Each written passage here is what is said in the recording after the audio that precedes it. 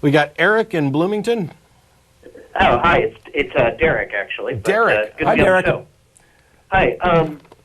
I don't know how much you guys know about the Sunday school version of the founding of the Mormon Church. Next to nothing. Okay, well, the story goes, and this is, again, the Sunday school version, is that Joseph Smith, as a young man, was in upstate New York, and there was it was a time of lots of revivals and lots of new Christian sects popping up all over the place, and he didn't know which one to join. So he prayed to God, and he said, which of these is the right one? And God evidently said, none of them.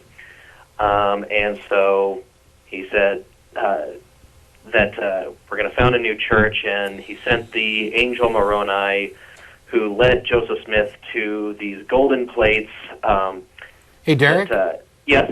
I'm sorry. I apologize for interrupting. I'm passingly familiar with the origins of the Mormon religion. I thought you were mentioning something specific about Mormon Sunday school.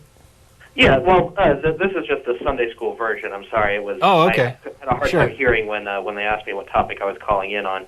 But this is just the summary. Golden plates.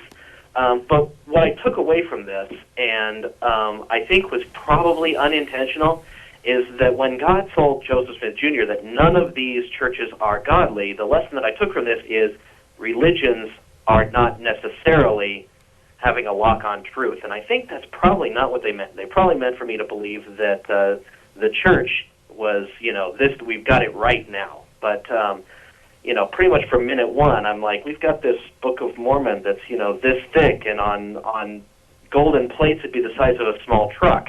And where did they go? So, needless to say, I fell away That's from a brilliant point that I've pretty never quick. heard anybody else make. Say again? That's actually a brilliant point that I've never heard anybody else make. Okay, well, and I actually wasn't a member of the Mormon Church. It was the Reorganized Church of Latter-day Saints, which is now called Community of Christ, because no, we're not the Mormons, just got too long-winded. I really think what it is. They say it's not, but, I haven't been a member of the church in a long time. And one of the other reasons that I'm calling is the Community of Christ landed itself in the news a couple weeks back, and I actually emailed you, Matt, about this, and you shot me a quick note back, which I really appreciated. But ever since, to make a long story short, there were some lay ministers in the church, a grandfather and three of his kids. The church didn't get itself in trouble. No, the church did not. A particular lay minister committed some atrocities, and it's not in any way tied to the church. It's not like the church endorses, killing people and burying them in your backyard. No. And I'm not calling in to defend them. What I'm calling in about is this: I've got this cognitive dissonance going on because I left the church like 10 years ago, and I've never looked back, but I never really had any bad experiences going out of it, and so when these allegations come up, I found myself like uncommonly defensive. And I didn't know what to make of that. And I just wanted to call in and get your take on it because, I have a hard time thinking about it because, on the other hand, I don't know of any other scandals. I mean, I know of no teaching from the church that would lead to that. But on the other hand, it's like you were telling the last caller, or the first caller, rather, that when you have a religion and you have bad people in the religion, the fact that they were lay ministers, to what degree did that give them deflection of suspicion? Yeah. And I don't think that there's anything to worry about. I mean, you mentioned being a little concerned that you were defensive. You weren't necessarily defensive of the church, you were defensive of the truth. That's fine. Mm-hmm. That's fine. It's a matter of fact, it's laudable. It's something that we should all engage in, and that is that it often, especially in the news reports and things get blown out of proportion, and there are a number of fallacies where one thing is linked to another that is irrelevant. You hear about, for example, a woman was robbed today at the corner of 35th and Martin Luther King Boulevard, and the defendant or the suspect was black. Okay.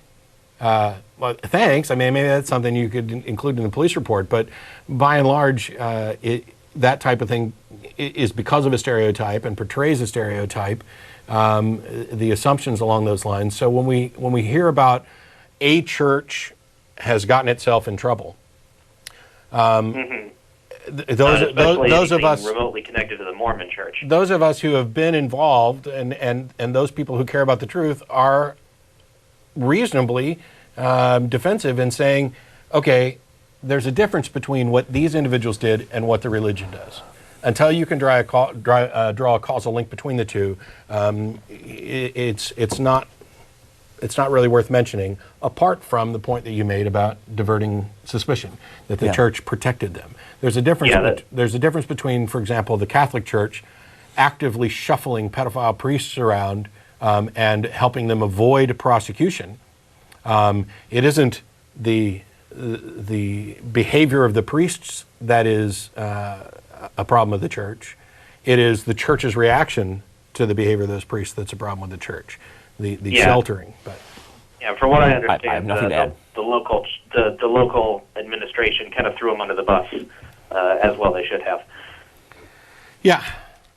So, and as a reminder, thanks for calling, Derrick. I'm going to move on to another call real quick. But as a reminder, thanks for taking my call. Anybody who's interested in learning more about Mormon religion, David Kent did a special episode. Do we know the number of that episode? No, but it's several years, 4 years ago or so. There were 3 people up here, and David Kent was one of them. And I would recommend Under the Banner of Heaven by David Krakauer, I believe, is an excellent examination of the fundamentalist strain of Mormonism and Mormonism in general.